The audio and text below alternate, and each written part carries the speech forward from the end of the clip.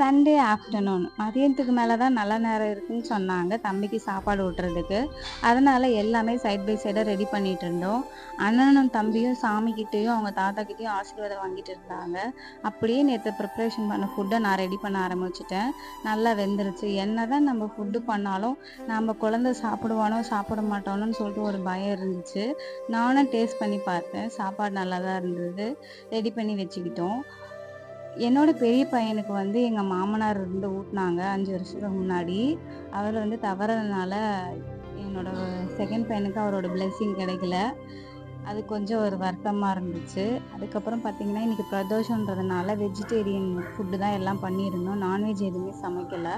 சரி பிரதோஷத்துக்கும் போயிட்டு வந்துருவோம்னு சொல்லிட்டு ஈவினிங் கிளம்பலான்னு சொல்லிட்டு பிளான் பண்ணிட்டுருக்கோம்.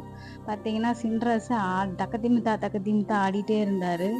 பார்த்தீங்கன்னா, ஒரு புடி புடிச்சு ஃபர்ஸ்ட்டு ஊட்டுனாங்க. டேஸ்ட் புடிச்சு